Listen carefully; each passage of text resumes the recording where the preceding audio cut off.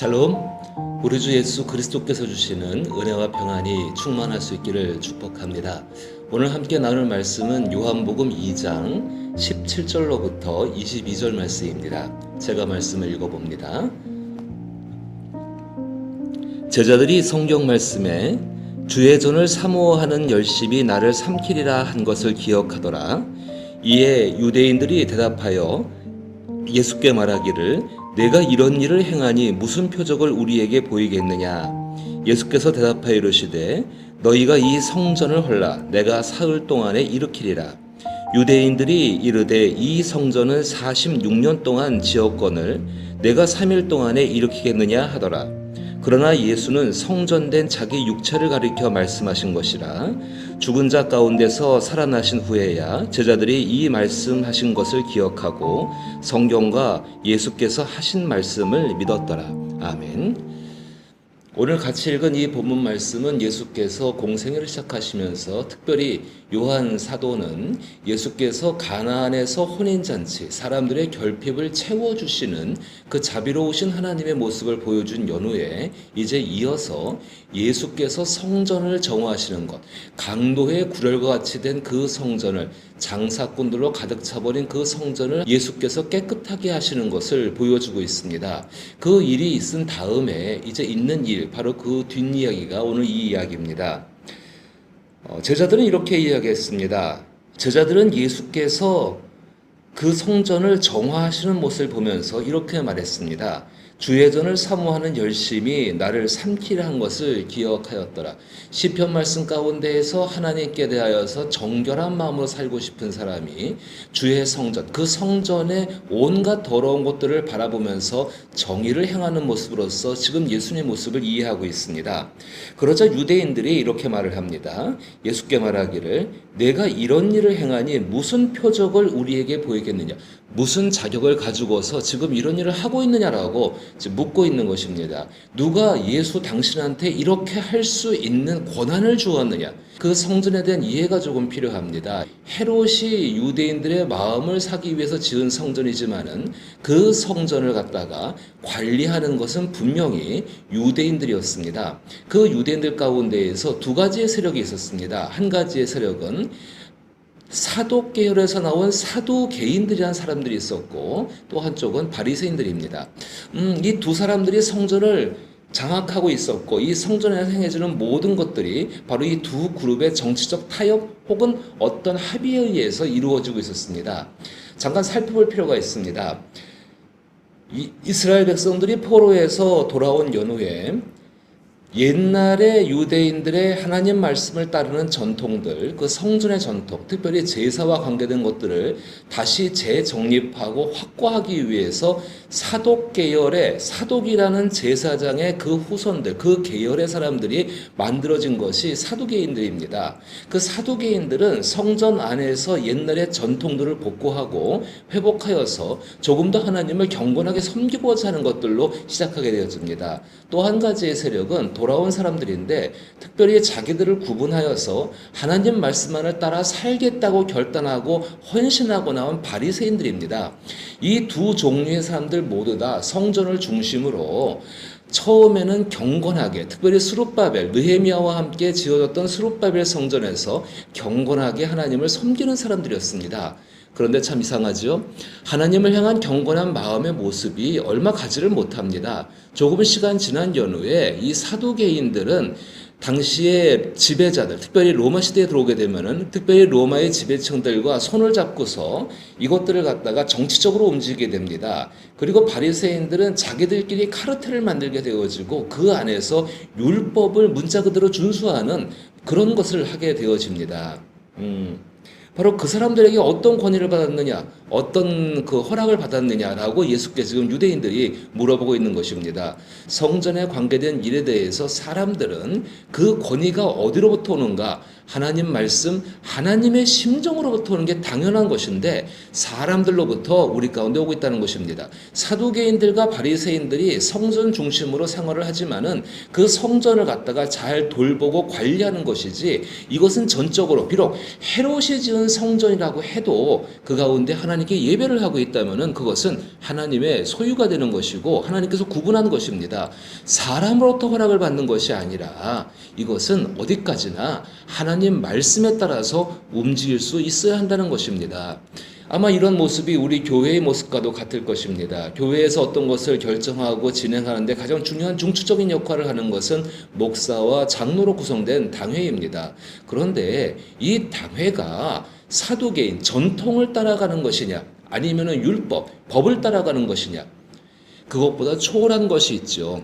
먼저 당회가 하나님 말씀 앞에서 살아갈 수 있는 것이 있어야 되고 또 모든 교인들이 이것이 가장 옳게 여기고 그 말씀을 따라갈 수 있는 것이 하나님의 전을 사모하는 진짜 시편서 말하고 있는 참된 백성의 모습이 되게 될 것입니다.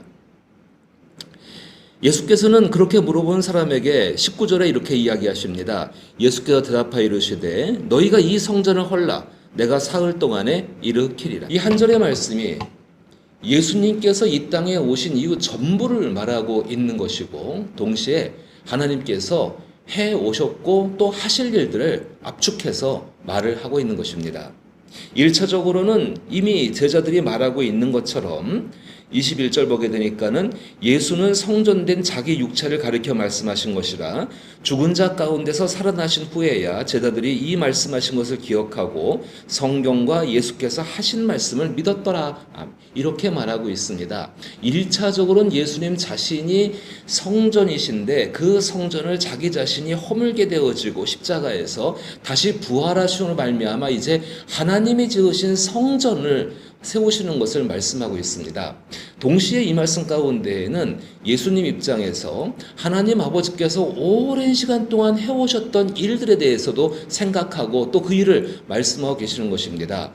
당시의 성전, 이 성전이 유대인들, 그 당시 하나님 백성들, 예수님이 오셨음에도 불구하고 그 백성들이 하나님의 아들을 영접하지 않게 하는 가장 중요한 원인이었습니다.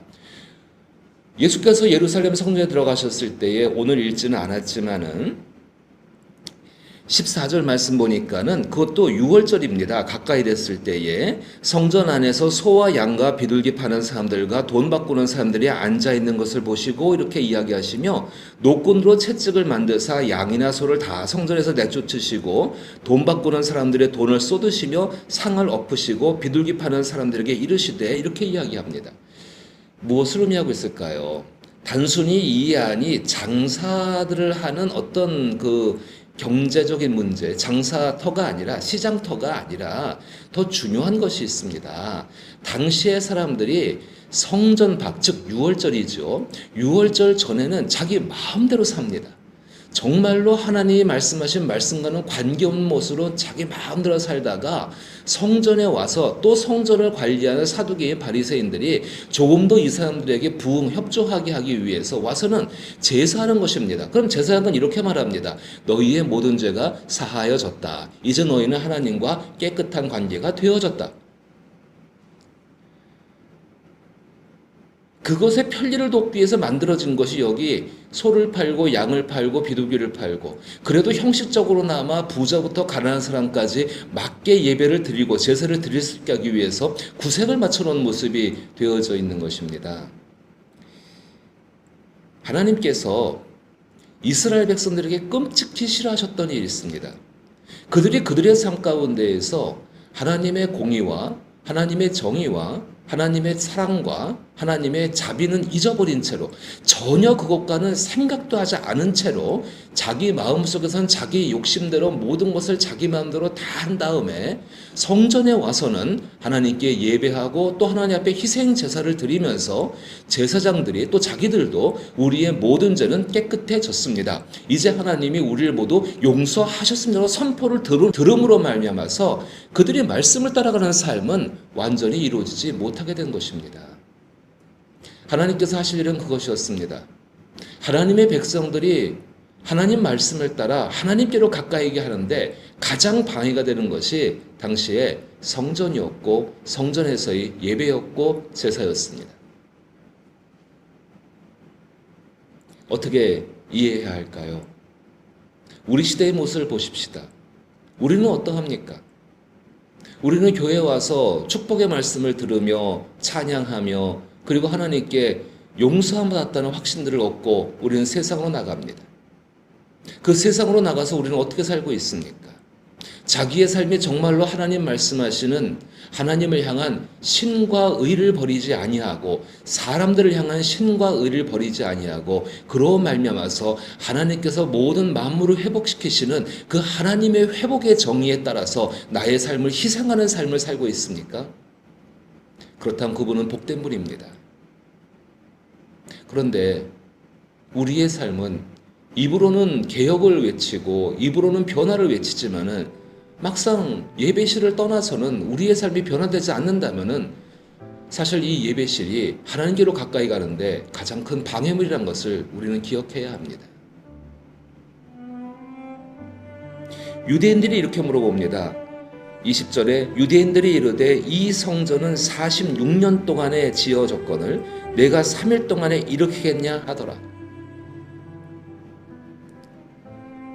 지나온 과거와 전통들이 그리고 우리가 익숙한 것들이 사람들이 드린 공이 우리를 구원하는 것 아닙니다. 우리 주 예수 그리스도의 모습 그대로 예수님의 성품을 닮아가며 하나님께서 우리를 대하시는 그 모습을 기억하며 나도 하나님의 말씀을 이루기 위해 살아갈 때에 우리 삶 가운데 이미 하나님께서 허락하신 구원의 확신들과 그 확신들로 말미암아 좌로나 우로나 치우치지 않고 주께서 약속하신 구원의 길 가운데 승리의 길 가운데 걸어갈 줄로 믿습니다. 주일 하루의 삶도 소중합니다. 하지만 이제 오늘 월요일부터 시작되는 일주일간의 삶이 더 중요합니다. 당신의 삶에서 하나님의 인격을 닮아가서 하나님의 사랑, 하나님의 정의, 하나님의 공의, 하나님의 긍휼과 자비들을 행해 보십시오. 하나님께서 당신을 얼마나 사랑하시고 그 희생 가운데 어떤 복을 주시는지를 분명하게 경험하게 하실 줄로 믿습니다. 예수 그리스도, 너희가 이 성전을 헐라 내가 사흘 동안에 일으키리라. 이 말씀이 우리의 심령에 남아있기를 나사렛 예수 이름으로 축복합니다.